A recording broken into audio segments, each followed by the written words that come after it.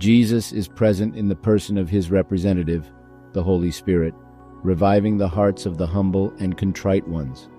Manuscript 158, 1898.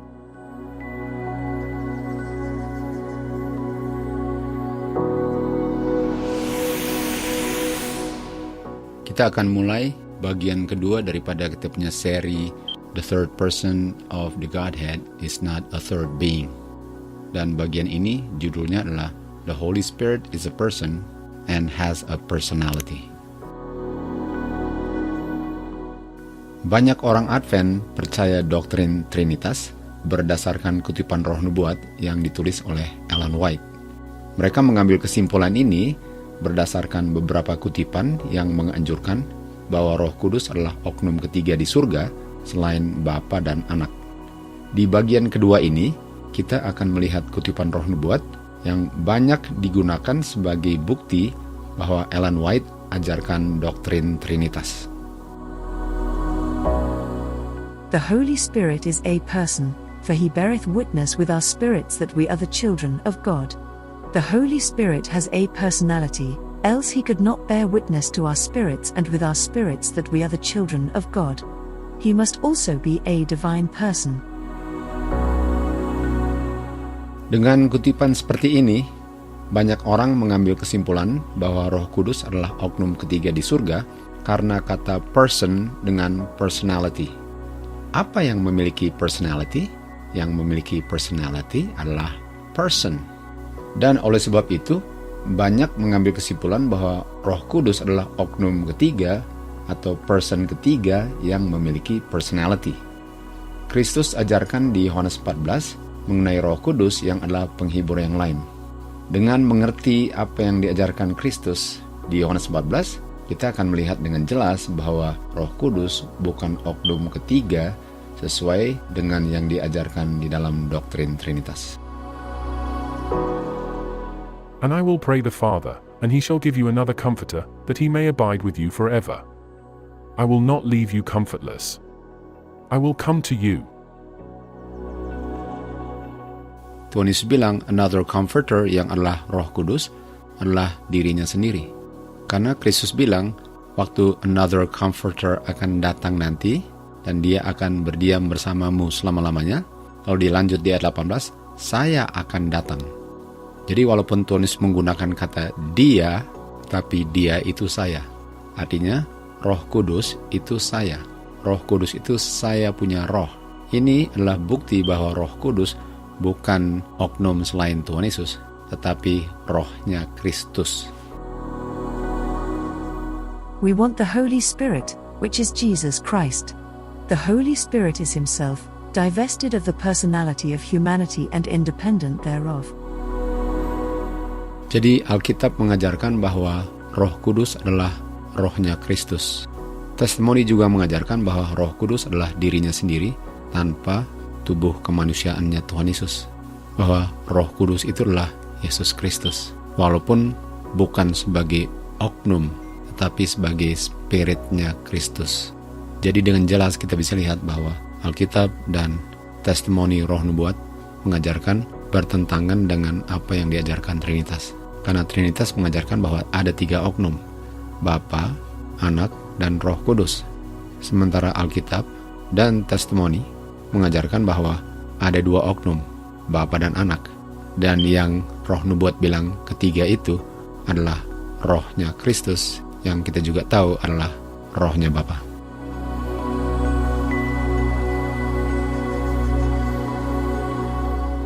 Kata another ini, bahasa Grekanya adalah allos. Dan allos itu artinya yang lain dari yang sama, atau bentuk yang lain dari jenis yang sama.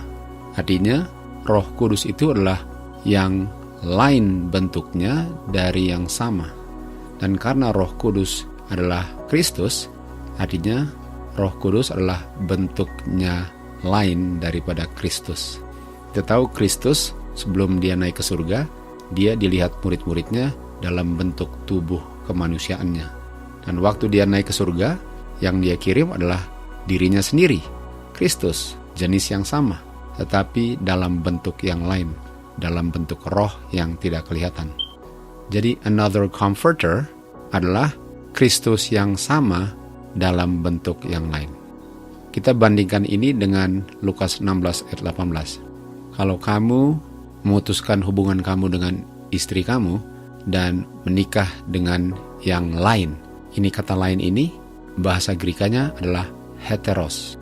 Dan heteros ini beda dengan alos, karena heteros ini yang lain dan jenis yang berbeda. Sementara alos adalah yang lain tapi dari jenis yang sama. Artinya untuk menikah dengan wanita yang lain itu bukan menikah dengan istri yang sama dalam bentuk yang berbeda, tetapi menikah dengan orang lain yang bukan istri saya. Sementara alos ialah untuk menerima Kristus yang sama dalam bentuk yang lain. Jadi Yohanes tidak menggunakan kata heteros comforter, karena kalau heteros comforter artinya bentuk yang lain dan jenis yang lain. Dan jenis yang lain itu artinya bukan Kristus. Dan bentuk yang lain itu bentuk Roh Kudus dan bukan Kristus. Itu kalau pakai kata heteros. Sementara kata alos ialah walaupun bentuknya lain tapi masih jenisnya Kristus. Atau walaupun bentuknya bentuk Roh Kudus tapi ini adalah Kristus.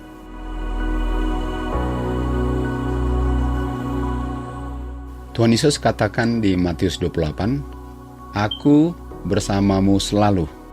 Dan ini bicara tentang setelah Tuhan Yesus naik ke surga. Kita tahu di 9 LTMS dikatakan, Roh Kudus adalah Kristus. Tetapi Roh Kudus adalah Kristus tanpa tubuh kemanusiaannya. Artinya waktu Tuhan Yesus bilang, Aku bersamamu selalu, dan aku sudah naik ke surga, tubuh kemanusiaanku sudah di surga, tetapi aku dalam bentuk roh akan bersamamu selalu. Karena Roh Kudus adalah dirinya tanpa tubuh kemanusiaannya. Di 14 MR dikatakan, Tuhan Yesus mewakili dirinya sendiri, kita tahu dalam bentuk yang lain selain tubuh kemanusiaannya, dalam bentuk rohnya, sebagaimana yang hadir di segala tempat melalui Roh Kudusnya yang omnipresent atau yang bisa hadir selalu. Tubuhnya Tuhan Yesus enggak omnipresent karena berada di surga. Tapi rohnya Kristus omnipresent walaupun tubuhnya di surga dengan Bapa, tetapi Kristus dalam bentuk rohnya hadir di mana-mana selalu bersama-sama dengan muridnya. Itu artinya waktu Tuhan bilang, Aku bersamamu selalu, even unto the end of the world.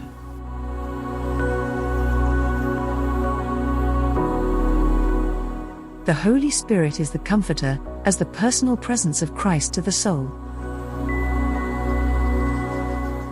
Kata personal itu artinya sesuatu yang sangat spesifik atau karakteristik tertentu yang adalah miliknya daripada person atau individu tertentu, di mana karakteristik tertentu itu hanya dimiliki individu tertentu dan tidak dimiliki individu atau person yang lain. Artinya Roh Kudus itu memiliki karakteristik daripada Tuhan Yesus. Dan karena itu karakteristiknya Tuhan Yesus, itu adalah personal presence daripada Kristus. Bedanya, nggak ada oknum kemanusiaannya, nggak ada tubuh kemanusiaannya. Dan kata personal itu sangat connect dengan kata person. Karena yang memiliki personal ini adalah seorang person.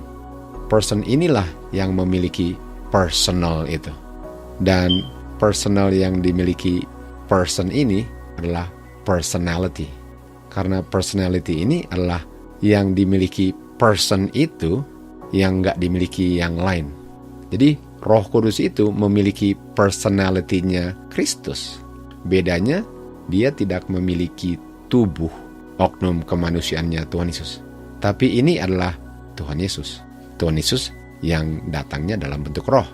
Dan karena ini adalah rohnya Kristus, artinya Roh Kristus memiliki personality-nya Kristus. Siapa personnya? Personnya Tuhan Yesus. Apa personality-nya? Personality-nya adalah personality-nya Tuhan Yesus.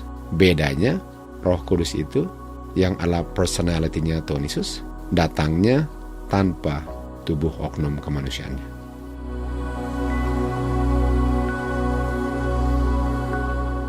The Holy Spirit is himself, divested of the personality of humanity and independent thereof. Kutipan ini mengatakan bahwa Roh Kudus itu adalah Kristus sendiri, walaupun tanpa personality daripada kemanusiaannya.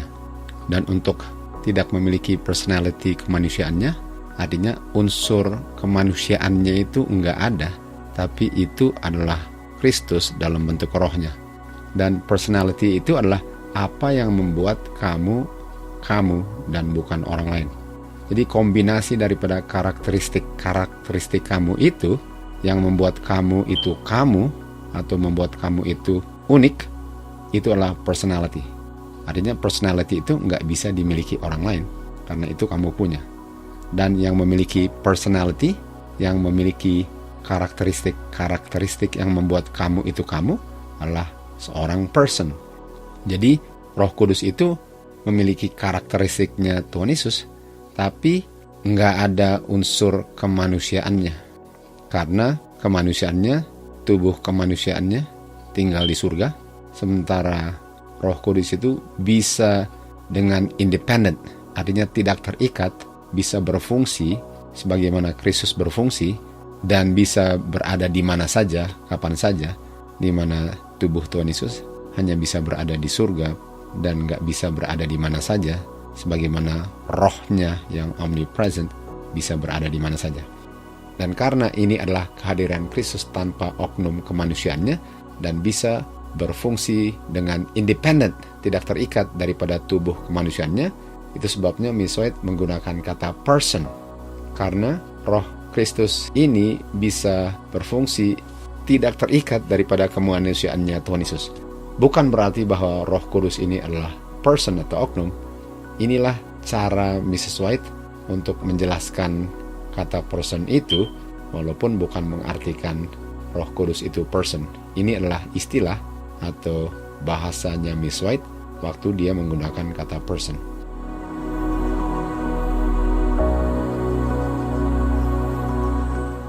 The Holy Spirit is the Comforter in Christ's name.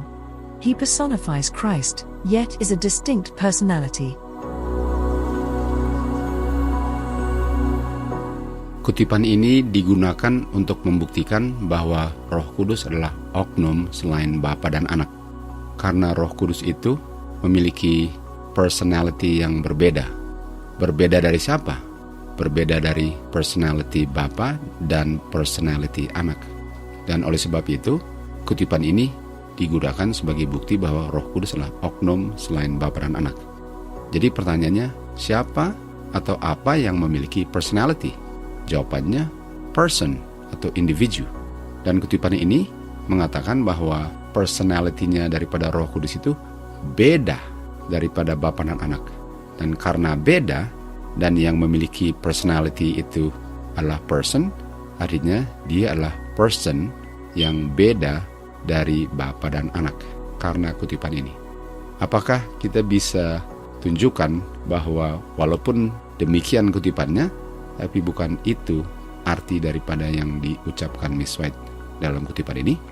Jawabannya di 14 MR 23 dikatakan, Roh Kudus itulah dirinya sendiri. Kita sudah tahu dalam bentuk yang lain tetapi adalah Kristus, Allos. Dan Roh Kudus ini divested daripada the personality daripada kemanusiaan Tuhan Yesus. Jadi walaupun dia berbeda dari Bapa dan Anak personality-nya, tapi ini adalah Kristus. Bedanya, dia tidak memiliki personality kemanusiaannya karena dia datang bukan dalam kemanusiaannya. Dan kata divested itu artinya untuk disingkirkan. Untuk dibilang divest artinya untuk menyingkirkan sesuatu. Nah, kata divest ini sama dengan menyingkirkan vest. Vest itu sama dengan mantel. Jadi untuk disingkirkan dia punya vest, tentu saja orang itu harus mengenakan vestnya dulu. Dan siapa yang mengenakan vest itu, di oknum yang mana dia di-invest? Di oknum Tuhan Yesus. Tuhan Yesus sebagai manusia memiliki Roh Kudus. Itu rohnya. Jadi Roh Kudus itu di-invest di Tuhan Yesus sebagai manusia. Dan waktu Tuhan Yesus ke surga, Roh Kudus dikirim tanpa personality kemanusiaannya. Sehingga Roh Kudus itu di-divest, dipisahkan dari unsur kemanusiaannya. Tetapi ini masih Tuhan Yesus yang sama. Jadi untuk dibilang bahwa ini personality-nya berbeda, bukan berarti ini bukan Bapa dan Anak. Tapi ini adalah Anak punya tanpa atau divested daripada personality of humanity-nya. Sehingga kutipan ini kita bisa lihat tidak menganjurkan bahwa ada 3 oknum. Tetap ada 2 oknum. Dan Roh Kudus ini yang bukan oknum adalah Tuhan Yesus punya roh divested daripada personality kemanusiaannya.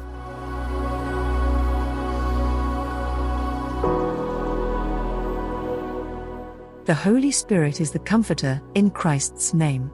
He personifies Christ. Jadi, rohnya Kristus personify atau mewakili dirinya sendiri tanpa tubuh oknum kemanusiaannya. Itu artinya untuk personify.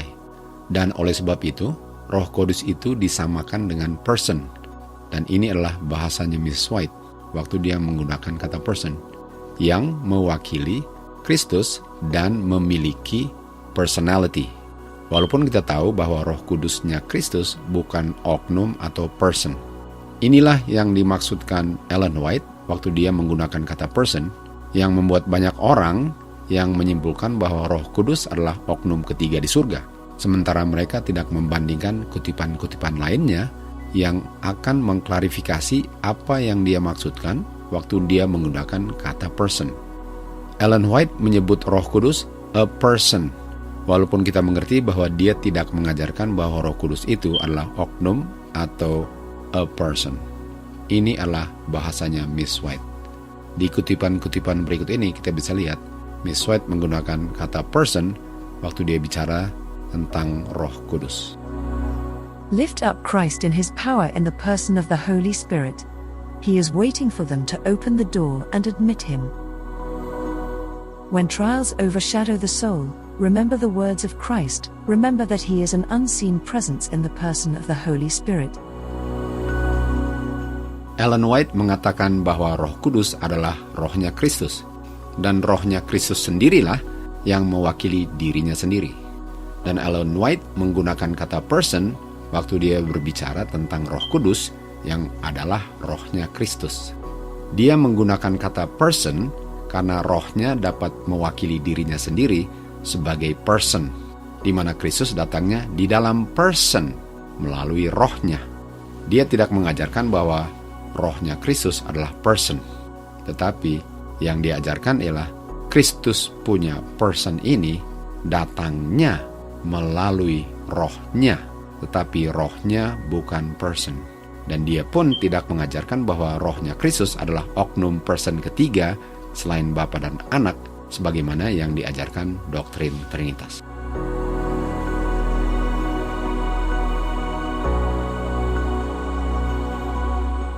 Christ has left his Holy Spirit to be his representative in the world, to give celestial aid to every hungering, thirsting soul. Jesus is present in the person of his representative, the Holy Spirit, reviving the hearts of the humble and contrite ones. Dari kutipan-kutipan ini, kita bisa melihat mengapa Ellen White menggunakan kata person waktu dia berbicara tentang rohnya Kristus. Karena rohnya Kristus bisa berfungsi bebas atau tanpa terikat dari oknum dirinya. Rohnya Kristus sendiri mewakili dirinya sendiri. Dan karena pengertian itulah Ellen White menggunakan kata person. Kata person bagi Ellen White artinya berbeda dari arti kamus yang adalah oknum. Dia menggunakan kata person untuk menunjukkan bahwa ini adalah wakil daripada Kristus, sehingga seakan-akan oknumnya Kristus datang, tetapi datangnya melalui rohnya, dan rohnya bukan person.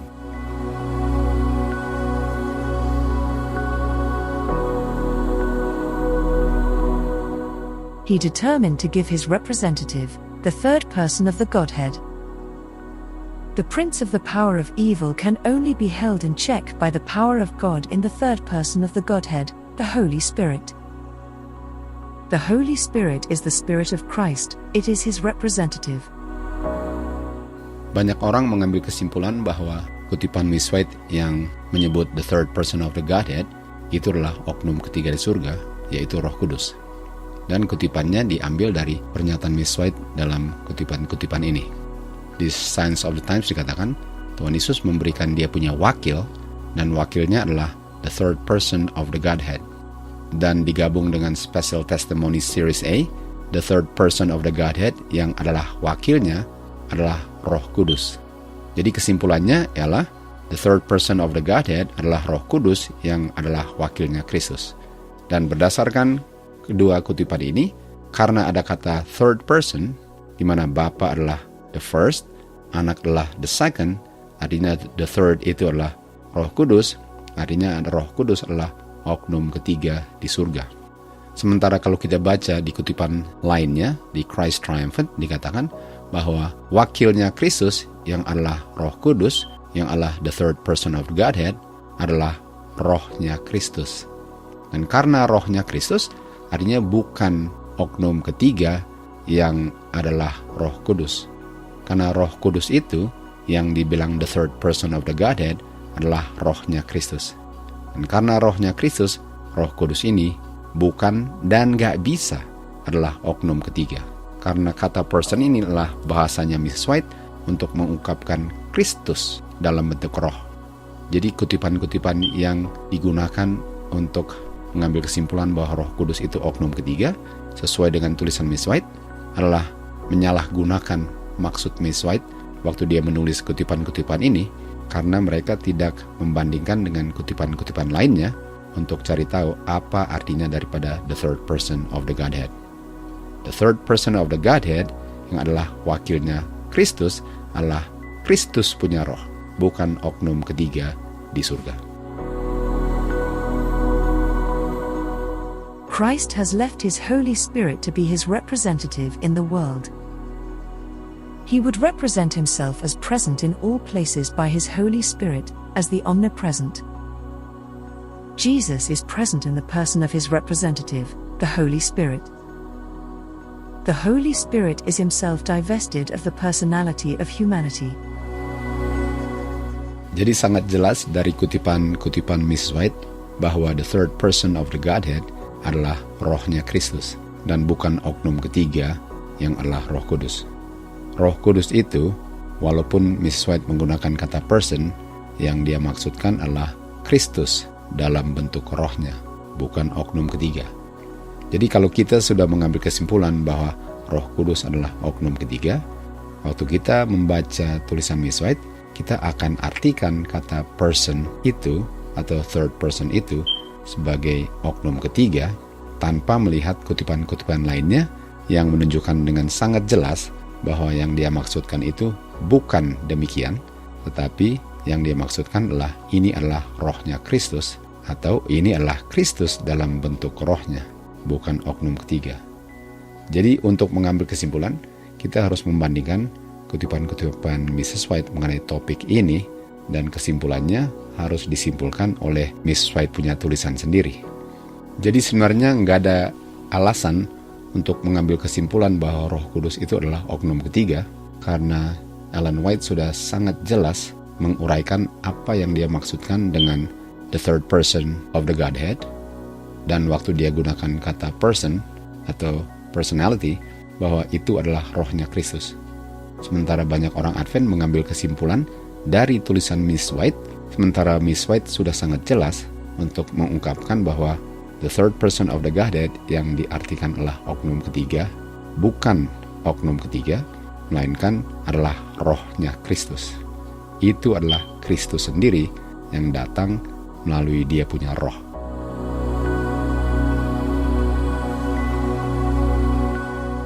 Jadi pertanyaannya, apa itu Roh Kudus. Apa itu the Spirit? Kalau kita bandingkan Yesaya 40 ayat 13 dengan Roma 11:34, Roh Tuhan adalah the mind-nya Tuhan. The Spirit of the Lord adalah the mind of the Lord. Sementara kita tahu bahwa the Holy Spirit itu adalah Jesus Christ atau rohnya Kristus. Artinya the Spirit of Christ adalah the mind of Christ. Di 1 Korintus 2 ayat 16 dikatakan, we have the mind of Christ atau we have the Spirit of Christ. Filipi 2 ayat 5 katakan, biarlah the mind of Christ be in you atau the Spirit of Christ be in you. Kita tahu bahwa the Spirit of Christ itu, Miss White katakan bahwa itu adalah the third person of the Godhead, wakil daripada Kristus dalam bentuk roh. Dan itu adalah the Spirit atau the mind of Christ. Rasul Paulus membuat perbandingan antara the Spirit of God dengan the Spirit of man, atau the mind of God dengan the mind of man. Jadi Rasul Paulus bilang, apa yang bisa diketahui seseorang kecuali rohnya orang itu yang berada di dalam dia. Artinya nggak ada yang bisa tahu apa dalam pikiran saya kecuali saya. Tentu saja Tuhan melalui rohnya mengetahuinya kan. Tapi saya punya mind, saya punya roh itu saya punya. Dan saya nggak bisa tahu apa yang di dalam pikiran orang lain kecuali orang itu sendiri. Jadi Rasul Paulus katakan, nggak ada yang bisa tahu hal-hal seseorang kecuali roh atau pikirannya orang itu sendiri. Dan dia bandingkan ini dengan hal-halnya Tuhan atau mind-nya Tuhan yang adalah spirit-nya Tuhan. Nggak ada yang bisa mengetahui hal-halnya Tuhan kecuali rohnya Tuhan atau the mind-nya Tuhan. Karena itu adalah Tuhan punya. Sementara saya punya mind, itu saya punya. Jadi dibandingkan roh itu sama dengan mind, dan setiap manusia memiliki spirit atau mind yang unik yang hanya dimiliki oleh orang itu sendiri dan tidak dimiliki oleh orang lain. Dan itu kita mengerti sebagai personality. Kita baca di buku Heaven halaman 40 dikatakan kita punya personal identity, dan personal identity itu adalah karakter yang membedakan orang itu dari orang lain. Itu hanya dimiliki oleh orang itu sendiri. Dan kita tahu itu sama dengan mind atau spirit. Dan kita punya personal identity dijaga kondisinya di hari kebangkitan.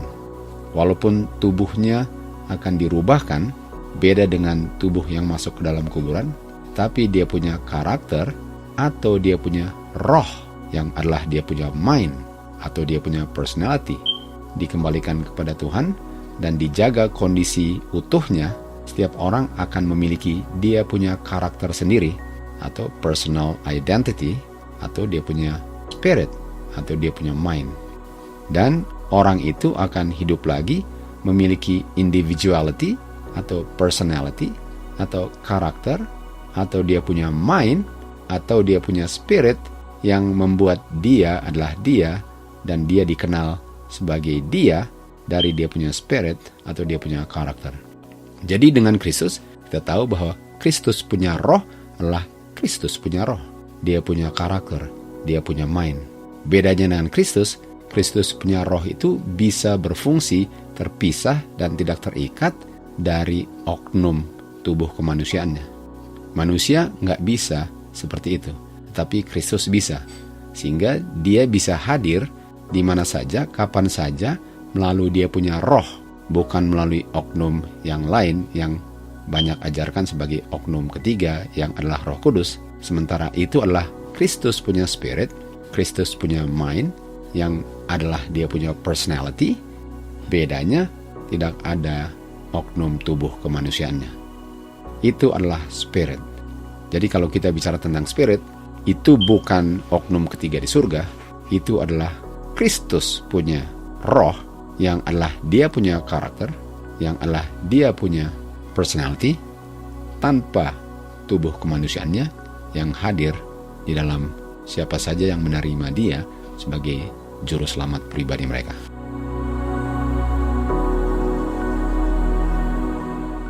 Ada yang mengambil kesimpulan bahwa Roh Kudus itu adalah oknum karena di Efesus 4 ayat 3 dikatakan bahwa Roh Kudus itu bisa didukakan. dan yang bisa didukakan adalah oknum. Kita baca di Review and Herald dikatakan bahwa yang didukakan adalah Roh Kudusnya Kristus. Jadi yang didukakan adalah Kristus. Dan Kristus itu ada personality, ada individuality. Bedanya Roh Kudusnya Kristus tanpa tubuh oknum kemanusiaannya, tetapi adalah spiritnya atau mindnya Kristus. Sehingga kalau seseorang mendukakan Roh Kudus, yang didukakan adalah Kristus. Di manuskrip 130 dikatakan, kita harus ingat bahwa God memiliki personality, sebagaimana Kristus pun memiliki personality. Dan karena ada personality, artinya Bapa dan Kristus itu memiliki mind, memiliki sifat, memiliki pengetahuan, dan bahasa Indonesianya memiliki perasaan. Dan yang didukakan adalah Roh Kristus, karena Kristus adalah oknum yang memiliki personality, dan Roh Kudus adalah rohnya Kristus yang memiliki personality tanpa tubuh kemanusiaannya. Dan oleh sebab itu, Roh Kudus bisa didukakan karena yang didukakan adalah Kristus.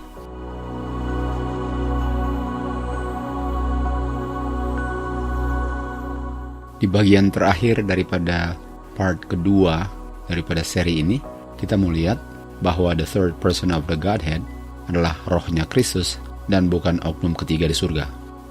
Di kutipan Desire of Ages 671 dikatakan, dosa hanya bisa ditolak atau dilawan dan ditaklukkan hanya melalui the third person of the Godhead.